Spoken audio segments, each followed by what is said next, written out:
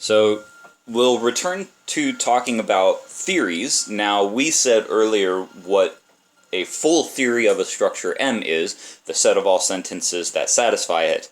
A theory, put simply, right, just a theory, is just any set of sentences. Now, I tend to use the capital Greek letter gamma for sets of sentences, but the author in the book, I forget what symbol he uses, but he uses some other symbol for a set of sentences, in any case. We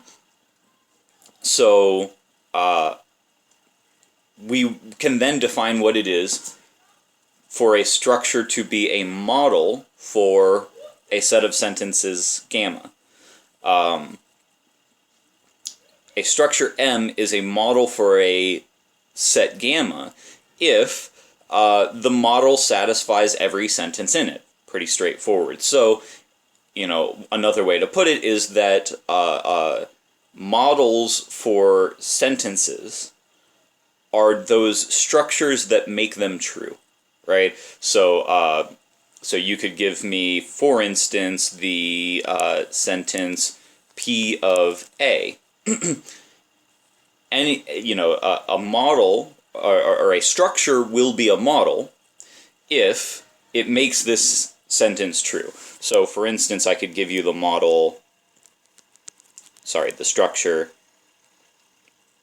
which I might write with a universe here. I'm not sure how well I'm going to be sticking to the conventions, the notational conventions established earlier, but I'll just tell you what I'm doing.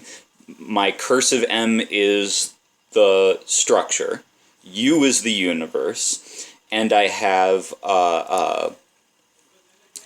a denotation of the predicate P, which I write P to the M, and I have a denotation of the constant A, which I write A to the M, and I could say that, for instance, just grabbing a completely random example, that the universe is the set of 1. So there's only one thing in my universe, and it is the number 1. I could take the denotation of P to be the one tuple 1. It's kind of a obnoxious complication or technicality to take the tuple of 1 rather than just the number 1.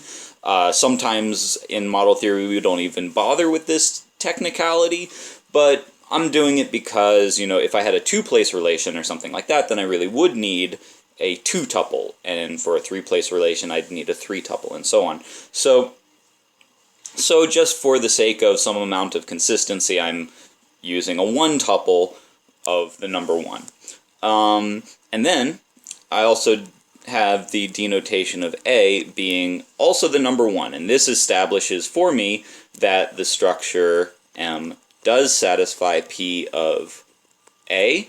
Why? Because the denotation of A is in, or the tuple of the denotation of A is in the denotation of P. So that means, because this structure does satisfy this sentence, therefore the structure is a model, right? Because it satisfies every sentence, and here there's really just one. My set gamma is just the set of this here. So M satisfies every sentence in the set, therefore it is a model. That's what it is to be a model.